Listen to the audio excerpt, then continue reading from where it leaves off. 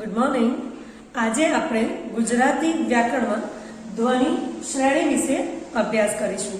ધ્વનિ શ્રેણી એટલે કે ધ્વનિઓનો જે ક્રમ છે તે શબ્દમાં ધ્વનિઓનો જે ક્રમ આવે છે તેની વાત છે।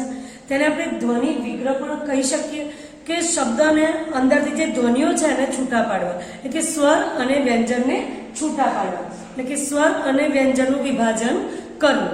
હવે ધ્વનિ શ્રેણી કે ધ્વનિ વિગ્રહ એટલે કે સ્વર અને વ્યંજનનું વિભાજન કરવું એટલે કેવી રીતે? તો આપણે જાણીએ છીએ કે જુદા જુદા શબ્દો એટલે અર્થપૂર્ણ શબ્દો ભેગા થાય, જે શબ્દોનો અર્થ સરતો હોય તેવા શબ્દો, એ શબ્દો ભેગા થાય ત્યારે વાક્ય બને છે। એટલે વાક્યમાં શબ્દોનો સમાવેશ હોય છે અને શબ્દમાં વિવિધ વર્ણોનો સમાવેશ હોય। જેમ કે એક પછી એક વર્ણ અર્થપૂર્ણ રીતે જોડાય તો એ શબ્દ બની જાય છે। તો અહીં આપણે વાત કરીએ કે ભાઈ ગુજરાતી ભાષામાં આપણે સામાન્યતઃ એટલે કે સ્વરની વાત કરીએ તો કે 11 સ્વર છે। અ આ ઈ રૂ ઉ ઉ, અ આ ઈ ઉ ઉ રૂ અને એ ઐ ઓ ઔ આટલા ગુજરાતી ભાષાના સ્વર છે।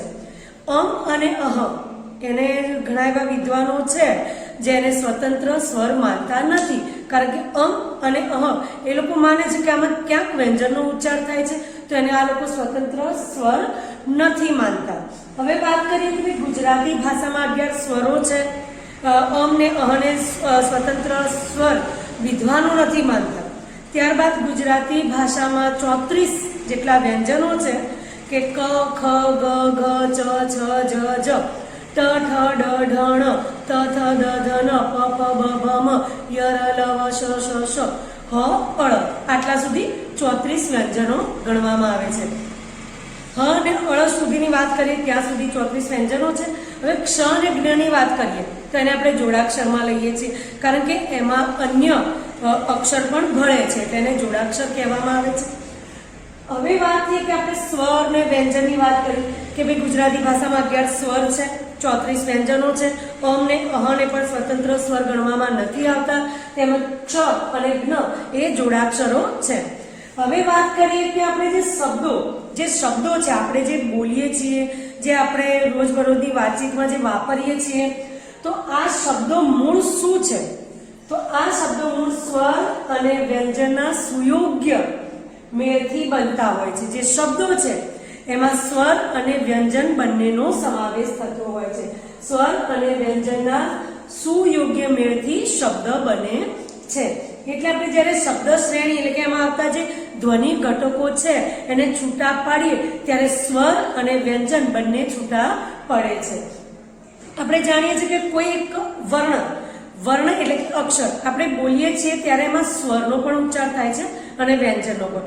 જેમ કે સ્વર છે એ સ્વતંત્ર હોય છે, સ્વરમાં કોઈ વ્યંજનનો ઉપયોગ થતો નથી। જેમ કે અ તો અ, આ તો આ, પણ જ્યારે આપણે એની સાથે વ્યંજનને કોઈ પણ સ્વરને મિક્સ કરીને બોલીએ છીએ, જેમ કે ક તો કની સાથે અ મિક્સ છે, તો કાની સાથે તો ક વત્તા આ, એ રીતે કી તો ક વત્તા ઈ, તો એને જ્યારે આપણે વિગ્રહ કરીએ છીએ, એને ધ્વનિ શ્રેણી જ્યારે એના ઘટકોને આપણે જુદા કરીએ છીએ ત્યારે આપણે કની સાથે કી કહીએ તો ક પ્લસ ઈ, એ પછી અશ્વ પણ હોઈ શકે કે દીર્ઘઈ પણ હોઈ શકે છે।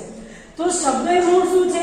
સ્વર અને વ્યંજનના સુયોગ્ય મેળથી બને છે અને શબ્દોમાંથી ધ્વનિ ઘટકોને જો છૂટા પાડીએ, હવે આ શબ્દોમાંથી આપણે જે ધ્વનિ ઘટકોને છૂટા પાડીએ તો એમાંથી વ્યંજન પછી સ્વર પણ છૂટો પડે છે, એટલે કે વ્યંજનના બાદ સ્વર પણ છૂટો પડે। જેમ કે આપણે કોઈ શબ્દ લખી દઈએ કે ચલો બી લખીએ છીએ, તો આમાં શું છે? વ્યંજન અને સ્વર બંને છે। તો ભાઈ બ પ્લસ ઈ, આ કયો ઈ છે? દીર્ઘ ઈ છે, તો આપણે અહીંયા લખીશું દીર્ઘ ઈ। તો કોઈ પણ શબ્દમાંથી જ્યારે ધ્વનિ ઘટક છૂટો પડે કે ધ્વનિ ઘટકોને છૂટા પાડવામાં આવે છે ત્યારે વ્યંજન પછી સ્વર છૂટો પડે છે, એટલે કે વ્યંજનના પછી અહીંયા સ્વર છૂટો પડ્યો છે। અને આ જે છૂટા પાડવાની જે પ્રક્રિયા છે, જે શબ્દોમાંથી ધ્વનિ ઘટકોને છૂટા પાડવાની જે પ્રક્રિયા છે તેને ધ્વનિ વિગ્રહ કહે છે। ધ્વનિ શ્રેણી એટલે કે ધ્વનિઓનો ક્રમ કહે છે। જો કોઈ શબ્દ સીધા સ્વરથી આવતા હોય, કોઈ એવો શબ્દ છે જેમાં સીધો સ્વરનો ઉપયોગ થયો છે, તો એ જે તે શબ્દ છે એ સીધા સીધા સ્વરથી મૂકવામાં આવે છે. આપણને અહીંયા એક્ઝામ્પલ આપ્યું છે. દાખલા તરીકે અહીંયા આપણને શબ્દ આપ્યો છે અનુકૂળ. તો અનુકૂળની વાત કરીએ તો પહેલો અક્ષર જે પહેલો વર્ણ છે એ શું છે? એક સ્વર છે અ. તો અહીંયા માત્ર ને માત્ર અ મૂકવામાં આવ્યો છે. હવે બીજો જોઈએ તો કે નું. તો નું એટલે ન પ્લસ ઉ. એટલે ન પ્લસ ઉ અહીંયા જો એ કયો છે ઉ? તો હસવો ઉ છે, નાનો ઉ છે. તો ન પ્લસ ઉ. હવે છે કે કુ. તો કુ માટે ક પ્લસ ઉ અને અળ તો અળ પ્લસ અ. તો અનુકૂળ. તો બહુ ઈઝી છે, બહુ સરળ છે કે આપણે જેવું ઉચ્ચારણ કરીએ છીએ એવા જ અહીંયા ધ્વનિ ઘટકો છૂટા પડે છે. આ ભાષા ગુજરાતી ભાષામાં એક સરળતા છે કે અંગ્રેજી ભાષા જેવું નથી. આપણે જોઈએ છે કે ગુજરાતી ભાષામાં જેવું ઉચ્ચારણ થાય છે એવું જ લખાણ હોય છે, જ્યારે અંગ્રેજી ભાષામાં ઉલટું છે કે આપણે પીયુટી પુટ કહીએ છીએ. તો ક્યાંક આ યુ નો વર્ણ જે યુ મૂકીએ છીએ સ્પેલિંગ તો BUS બસ કહીએ છીએ, RUN રન કહીએ છીએ. હવે PUT તો એમાં પણ યુ આવ્યો છે, RUN રનમાં પણ યુ આવ્યો છે, છતાં ઉચ્ચારણ અલગ થાય છે જે ગુજરાતી ભાષામાં નથી. જેવું લખાય છે તેવો જ તેનો ઉચ્ચારણ થાય છે. એટલે અહીંયા ધ્વનિ ઘટકોને છૂટા પડવા ખૂબ જ સરળ છે. તો આ જ રીતે આ સ્વરની વાત થઈ છે કે શબ્દમાં શરૂઆતમાં કોઈ સ્વર આવે છે તો આપણે એનો સ્વર મૂકવાનો છે. વચ્ચે પણ કોઈ જો સ્વર આવે છે તો એ પણ સ્વર એમનો એમ જ આપણે મૂકીએ છીએ, સીધો ને સીધો મૂકવામાં આવે છે. હવે જોઈએ હુબહુ. તો હુબહુ. હુ એટલે હ પ્લસ ઉ. હવે ત્યાં આપણે ફક્ત એટલું જોવાનું છે કે જે ઉ છે એ કયો છે? હસ્વ છે કે દીર્ઘ છે? નાનો છે કે મોટો છે? બસ. તો કયો છે? દીર્ઘ છે. તો હ પ્લસ ઉ. બ એટલે બ પ્લસ અ અને ફરીથી હુ એટલે હ પ્લસ ઉ. તો હુબહુ. તો આ રીતે ધ્વનિ ઘટકોને છૂટા પાડવા ખૂબ જ સરળ છે. તમને ક્યાંક થોડીક જો તકલીફ પડે પણ એ પણ એટલું અઘરું નથી, એક સામાન્ય સમજ મેળવશો તો બહુ ઝડપથી આવડશે. તો જોડાક્ષરની વાત કરીએ તો ક્યાંક થોડુંક અઘરું પડે, પણ જો તમે એ વર્ણને સમજી જાઓ કે આમાં કયા કયા ધ્વનિઓ છે તો એ પણ જરા પણ અઘરું નથી. આપણે અહીંયા જોડાક્ષરની વાત કરીએ ક્ષ અને જ્ઞ. અહીંયા આપણે ત્રણનો પર સમાવેશ કરી દીધો છે એટલે કે અંદર એક બીજો વર્ણ એક બીજો ધ્વનિ છે તો આપણે એમાં લઈ લીધો છે. તો જોડાક્ષરમાં આપણે ક્ષની વાત કરીએ તો ક્ષના અંદર ક, શ અને અ આ ત્રણ ધ્વનિઓ મિક્સ છે. જ્ઞની વાત કરીએ તો જ, ગ, ગનો ઉચ્ચાર બહુ ઓછો થાય છે અને અ મિક્સ છે. તમારે આટલું જ ખાલી શીખવાનું છે. તો ક્યાંય પણ આ અક્ષર આવે છે તો તમે આ રીતે ધ્વનિઓના છૂટા પાડી શકો. ત્ર છે તો ત, ર, અ. આપણે જોઈએ છે અંદર ર બોલાય છે ત્ર તો ત, ર, અ. હવે આના પરથી આપણે શબ્દ બનાવીએ ક્ષિતિજ. તો સૌથી પહેલા તમારે ક્ષને પકડવાનો છે. ક્ષ માટે તમારે શું કરવાનું છે? ક અને શ બંને લખવાના છે. પણ અહીંયા માત્ર ક્ષ નથી, શું છે? ક્ષી છે એટલે ઈ ભેગો થશે. યુ ને જોઈન્ટ ઈ ને જોઈન્ટ કરવાનો છે. તો ઈ ને જોઈન્ટ કરવા માટે આપણે પહેલા એ જોવું પડે કે કયો ઈ છે, દીર્ઘ ઈ છે કે અશ્વ ઈ છે. તો આપણે જોઈએ કે અહીંયા કયો છે? લઘુ છે, નાનો છે, અશ્વ ઈ છે. તો અહીંયા શું મૂકીશું? ક, શ અને ઈ. એટલે આ શું થઈ ગયું? ક્ષી. હવે બીજો વર્ણ શું છે? તી. તો ત પ્લસ ઈ, ત પ્લસ ઈ અને છેલ્લા છે જ તો જ પ્લસ અ. તો આ પણ કઈ અઘરું છે નહીં. માત્ર ને માત્ર તમારે આટલું યાદ રાખવાનું છે કે ક્ષના અંદર કયા વર્ણ આવે છે. તો ક, શ અને અ. ક પ્લસ શ પ્લસ અ. પણ જો એકલો ક્ષ નથી, ક્ષી છે તો અની જગ્યાએ ઈ આવી જાય, ક્ષુ છે તો ઉ આવી જાય. તો આ રીતે ખૂબ જ સરળ છે. હવે જ્ઞ. તો એના અંદર જ, ગ અને અનો ઉપયોગ થાય છે. જોઈએ વિજ્ઞાન. તો વી માટે આપણે શું કરીશું? વ પ્લસ ઈ. હવે જ્ઞ માટે કરવાનું છે તો જ, ગ. પણ અહીંયા શું છે? જ્ઞા છે તો આપણે અહીંયા આની જગ્યાએ શું મૂકીશું? આ મૂકીશું. અને ન માટે ન પ્લસ અ તો વિજ્ઞાન. વ પ્લસ ઈ એટલે વી, જ પ્લસ ગ પ્લસ આ એટલે જ્ઞા અને ન પ્લસ અ એટલે ન વિજ્ઞાન. હવે જોઈએ વિચિત્ર. તમને ખબર પડી જ ગઈ છે, લગભગ તમે જાતે પણ કરી શકો. વી એટલે વી પ્લસ ઈ. ચી તો ચ પ્લસ ઈ. વી એટલે વ પ્લસ ઈ. ચ પ્લસ ઈ એટલે ચી, અને ત્ર તો ત પ્લસ ર પ્લસ અ એટલે કે ત્ર, વિચિત્ર. ફરીથી એક નજર જોઈએ આ રીતે કે વિચિત્ર. તો બહુ સરળ છે ધ્વનિ ઘટકોને છૂટા પાડવા. હવે છે દેવનાગરી લિપિ ચિહ્નનો પ્રયોગ. હવે દેવનાગરી લિપિ ચિહ્ન એટલે શું? તો બહુ જૂના જમાનામાં કે ભાઈ કાશીમાં આ પદ્ધતિનો ઉપયોગ થતો હતો. દેવોની ભાષા ગણવામાં આવતી કે દેવોના જે ઉપાસના માટે પહેલા મૂર્તિઓ નહોતી તો યંત્ર બનાવવામાં આવતા, અને યંત્ર બનાવવામાં લિપિ ચિહ્નનો ઉપયોગ થતો. ગોળ કે ત્રિકોણાકારમાં યંત્ર બનાવવામાં આવે અને એમાં લિપિ ચિહ્નનો ઉપયોગ થતો. આ એ વખતના લિપિ ચિહ્નોની વાત છે. તો એમાં દ ની વાત થઈ છે. તો જોડાક્ષર કયો છે? દ. તો તમારે બસ આ ધ્યાન રાખવાનું છે કે દ અને દ ભેગા થાય છે તો શું બને છે? આપણે અહીંયા જોયું હોદ્દો. તમે આ શબ્દો બોલેલા છે, સાંભળેલા છે. હોદ્દો. તો હોદ્દો, તો એનો આપણે ધ્વનિ વિભાગ આપણે છૂટો પાડવો છે. તો હો એટલે હ પ્લસ ઓ થઈ ગયું, અને દો એટલે દ ને ડબલ વાર બોલવામાં આવે છે, બેવડાયો છે. હોદ્દો. તો દ પ્લસ દ બરાબર દ એટલે બાર આવે છે એના પર. તો દ પ્લસ દ પ્લસ ઓ તો હોદ્દો થઈ ગયું. હવે દ પ્લસ ધ, તો અહીંયા પદ્ધતિમાં જે આપણે ધ વાપરીએ છીએ પદ્ધતિ, ધ પર જે ભાર આપ્યો છે તે. તો હવે તમને બહુ સરળ છે. પદ્ધતિ શબ્દને લઈએ તો પ અ એટલે પ ધ. તો દ પ્લસ ધ પ્લસ અ એટલે કે ધ, અને તી એટલે ત પ્લસ ઈ. બહુ સરળ છે. હવે દ પ્લસ મ, દ્મ, પદ્મ. આપણે શબ્દ સાંભળેલો છે પદ્મ. તો પ માટે શું કરીશું? પ પ્લસ અ. દ માટે આપણે અહીંયા દ છે પદ્મ, તો દ પ્લસ મ પ્લસ અ તો પદ્મ. હવે છે ગદ્ય. દ પ્લસ ય તો ધ્યાય, ગદ્ય. તો ગ ના માટે આપણે મૂકીશું ગ પ્લસ અ, અને ધ માટે દ પ્લસ ય પ્લસ અ ગદ્ય. હવે જોઈએ દરિદ્ર, સોરી દ પ્લસ ર એટલે દ્ર. તો એના પરથી આપણે એક શબ્દ લીધો છે દરિદ્ર. તો દ ના માટે શું કરવાનું છે? દ પ્લસ અ એટલે દ, રી એટલે ર પ્લસ ઈ. ખાલી આપણે એ જોવાનું છે કે દીર્ઘ છે કે હસ્વ છે. તો અહીંયા કયો છે? નાનો ઈ છે, હસ્વ ઈ છે. તો ર પ્લસ ઈ એટલે રી થઈ ગયો.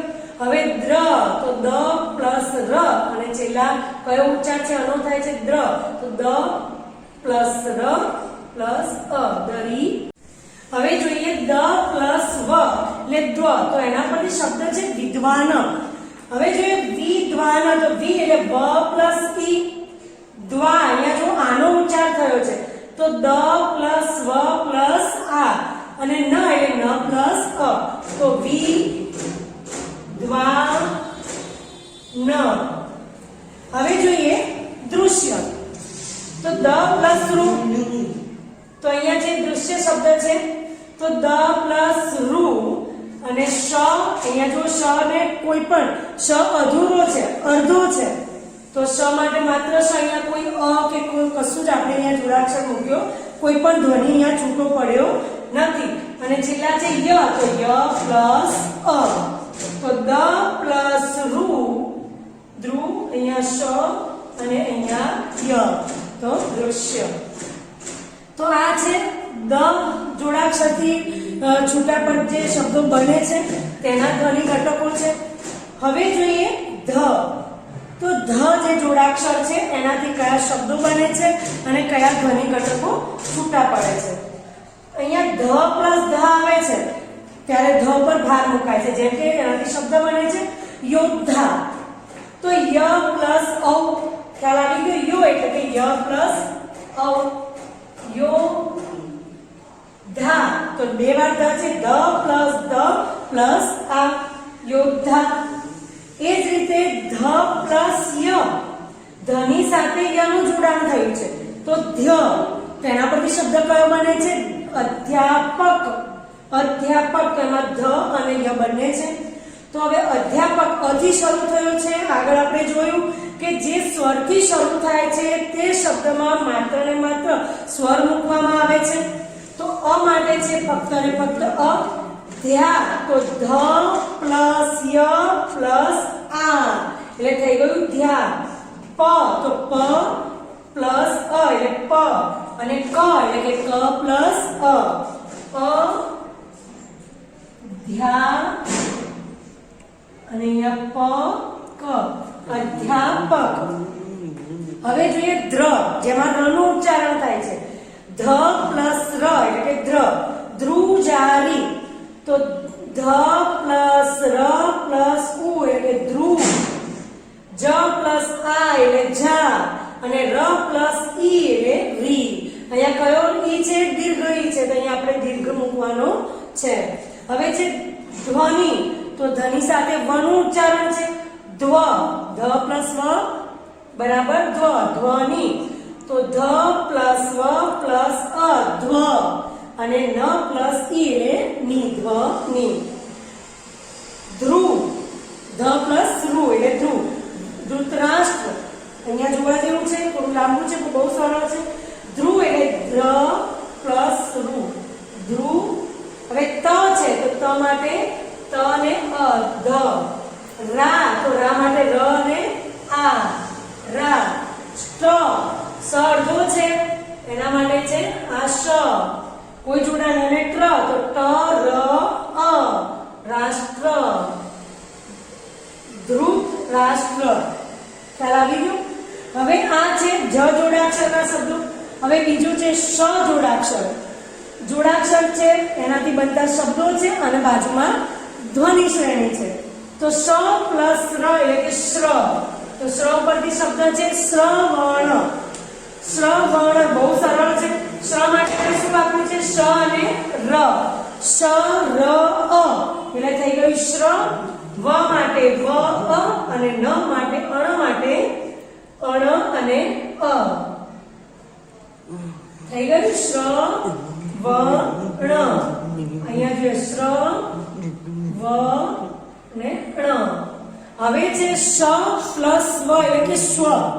તો સ્વ પરથી આપણે શબ્દ બનાવ્યો છે શ્વેત.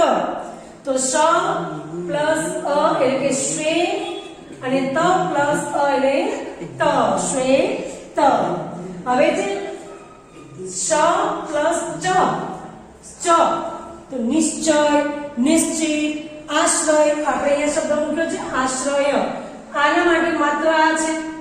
શ ના માટે આપણે શ પ્લસ ચ અને અ મૂક્યો છે.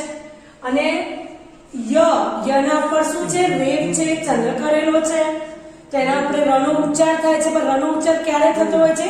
આગળ થતો હોય છે. તો યના પહેલા આપણે ર મૂકીશું, અને અહીંયા અ મૂકીશું. કારણ કે જ્યારે ચંદ્રનું ચિહ્ન આવે છે, રેફ હોય છે, એ બંને વર્ણના વચ્ચે ર નો ઉચ્ચાર થતો હોય છે.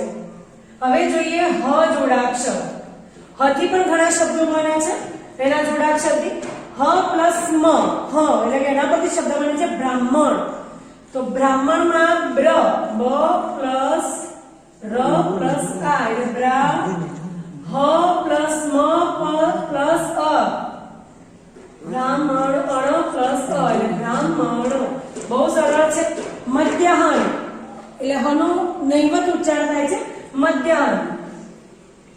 મ અહીંયા ધ, જો ધની સાથે ય જોડેલો છે એટલે મ, પછી છે ધ, મ પ્લસ અ, મ પ્લસ અ એટલે મ. ધ ની સાથે કોઈ વર્ણ જોડાયેલો નથી. ય ની સાથે આ જોડાયેલો છે, અને હ ન મધ્યાહન છેલ્લા અ. હવે જોઈએ હ પ્લસ ય એનો શબ્દ બને છે અસહ્ય. અસહ્ય, સહન ન થાય તેવું. અની માટે માત્ર ને માત્ર અ મૂકવામાં આવ્યો છે. સની માટે સ અ મૂકવામાં આવ્યો છે, અને છે અસહ્ય, તેના માટે છે હ પ્લસ અ પ્લસ અ. હ પ્લસ ય પ્લસ અ.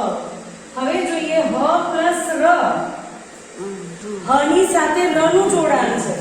હસ્વ, આપણે રસ્વ બી બોલીએ છીએ, ઘણા રસ્વ બોલતા હોય છે, તમને ખ્યાલ હતો. તો એનો મતલબ થાય છે લઘુ, નાનું. તો હ પ્લસ ર પ્લસ અ, અને સ પ્લસ વ પ્લસ અ. હસ્વ. અહીંયા સ છે એ અધૂરો વર્ણ છે એટલે કોઈ પણ અહીંયા આપણે સ્વર જોઈન કર્યો નથી. અહીંયા પહેલો હ છે તો હ પ્લસ ર પ્લસ અ અને હ ર પણ ર નો ઉચ્ચાર બહુ નહીવત છે. આનો બંને મિક્સ થઈને થાય છે. એ જ્યારે બીજો વર્ણની સાથે જોડાય છે ત્યારે આપણે એનો સંપૂર્ણ ઉચ્ચાર કરી શકીએ છીએ. અને જે સ છે એ અડધો છે માટે અહીંયા આપણે સ ની સાથે કોઈ વર્ણ કોઈ પણ ધ્વનિને જોડ્યો નથી. અને વ માટે વ પ્લસ અ તો હસ્વ. જીહવા. જીહવા એટલે જીભ. તો જી માટે જ ઈ હવા જીહવા. તો અહીંયા છે હ પ્લસ વ પ્લસ આ. હ પ્લસ રૂ એટલે રૂ. તો એના પરથી આપણે શબ્દ મૂક્યો છે ઋષિકેશ. તો હ પ્લસ રૂ પ્લસ ઉ એટલે રૂ. શી માટે સ પ્લસ ઈ એટલે શી. ક માટે ક પ્લસ એ એટલે કે. અને શ માટે શ પ્લસ અ ઋષિકેશ. આમ ખૂબ જ સરળ છે. ધ્વનિ વિગ્રહ કરવો, ધ્વનિઓને છૂટા પાડો. તમારે માત્ર ઉચ્ચારણ કરતી વખતે જોવાનું છે કે એક વર્ણમાં બીજો કયો સ્વર એ વ્યંજનની સાથે બીજો કયો સ્વર જોડાયેલો છે. હવે આપણે જોઈએ ર પહેલા આવે તેવા શબ્દો જેમાં વર્ણના પહેલા ર નો ઉચ્ચાર થાય છે એટલે કે ઉપર રેપ હોય છે. જુઓ આપણે અગાઉ જોઈ ગયા છીએ આશ્ચર્યમાં તો ઉર્મિલ મના પર એક છે પણ એનું ઉચ્ચારણ ક્યાં થશે? ઉના પછી થશે અને મના પહેલા થશે. તો ઉના માટે સ્વર છે માત્ર ઉને ઉ. હવે મ મી તો મ ઈ અને આ જે રેપ છે એટલે પહેલા એનો ઉચ્ચાર થાય છે. બંનેના વચ્ચે ર આવે છે. ઉ પ્લસ ર પ્લસ મી એટલે મ પ્લસ ઈ અને લ એટલે લ પ્લસ અ ઉર્મી લ. કર્ણ તો અણના પહેલા ર નો ઉચ્ચાર થયો ક. અહીંયા ર નો ઉચ્ચાર બંનેના વચ્ચે થશે અણ પ્લસ અ તો અણ. કર્ણ. હવે જોઈએ કે અન્ય વ્યંજનોના પહેલા આવે. જો ર નો ઉચ્ચાર અન્ય વ્યંજનોના પહેલા આવે, ર નો ઉચ્ચાર અન્ય વ્યંજનના પહેલા ત્યારે આવી નિશાની હોય છે. જેમ કે અહીંયા આપણે જોઈએ ક્ર. તો આ જે નિશાની છે આવી નિશાની હોય ત્યારે જોઈએ. ગ્રીષ્મ. ગ્રીષ્મ તો ગના જે ઉચ્ચારણ છે એના વચ્ચે ર બોલાય છે ગ્રીષ્મ. તો ગ ર ઈ એટલે ગ્રી. અહીંયા શના માટે માત્ર ને માત્ર શ કારણ કે કોઈ જોડાક્ષર છે ને કોઈ પણ ધ્વનિ જોડાયેલો છે નહીં. તો શ ગ્રીષ્મ. અને મના માટે છે મ પ્લસ અ. હવે જે વ્યુત્ક્રમ. વ્યુત્ક્રમ એટલે કે અવ્યવસ્થા, ઘોટાળો વગેરે. વ્યુત્ક્રમ તમને ભલે શબ્દ લાંબા હશે અઘરું લાગે પણ સ્ટેપ બાય સ્ટેપ વધશો તો સહેજ પણ અઘરું નથી. વ્યુત્ક્રમ આમાં પણ કયો વંચાય છે અક્ષર? કયો વર્ણ? વ. તો વના માટે આપણે વ મૂકી દઈએ. હવે કયો વંચાયો? યુ. તો ય પ્લસ ઉ મૂકી દઈએ. હવે કયો વંચાય છે? ત. ત શું છે? અધૂરો છે, ખોડો છે. તો અહીંયા ત નો ત મૂકી દઈએ. હવે કઈ શું છે? ક્ર. તો ક્રમાં ક ર અ.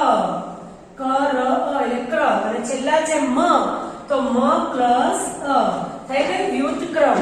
એટલે ગમે તેટલો લાંબો શબ્દ હોય છતાં એનો વિગ્રહ કરવો એટલું અઘરું છે નહીં જો આપણે એનું ઉચ્ચારણ બરાબર સમજીએ તો. તો ધ્વનિ શ્રેણી ખૂબ જ સરળ છે. બને ત્યાં આ શબ્દો બહુ જ સરળ છે. ખાલી તમારે જોડાક્ષરોમાં થોડું ધ્યાન રાખવાનું છે અને આટલું તમારે ખાલી તૈયાર કરવાનું છે. આ તૈયાર કરો અને ઉચ્ચારણ પરફેક્ટ તમને ફાવતા હોય. ઉચ્ચારણ જરૂરી છે કોઈ પણ ભાષામાં. એનું ઉચ્ચારણ મહત્વનું છે. ઘણીવાર ઉચ્ચારણના લીધે પણ એના અર્થ બદલાઈ જતા હોય છે. એટલે ઉચ્ચારણને ધ્યાનમાં રાખવા અને આ જે નિયમો છે, આ જે જોડાક્ષરો છે એ વ્યંજનની સાથે કયો સ્વર જોડાયેલો છે અથવા કયા વ્યંજનની સાથે કયો વ્યંજન જોડાયેલો છે એ આપણે સમજીએ તો ધ્વનિ વિગ્રહ ખૂબ જ સરળ છે. તમને પીડીએફ મોકલવામાં આવે એમાંથી નોટબુકમાં ઉતારી લેજો અને બીજા અન્ય ઉદાહરણો તમે તમારી જાતે દરેક નિયમને લઈને અન્ય ઉદાહરણો તમારે જાતે લખવાના છે. તમારી જાતે એવા કેટલાય શબ્દોના ધ્વનિ વિગ્રહ તમે કમસે કમ 20 શબ્દોના ધ્વનિ વિગ્રહ તમે જાતે છૂટા પાડો. શબ્દ તમારી મનપસંદગીના લો અને 20 એક્ઝામ્પલ મને લખીને આપો. તો હવે આપણે મળીશું નવા ટોપિક સાથે નવા લેક્ચરમાં. ત્યાં સુધી રજા લઈએ. Thank you.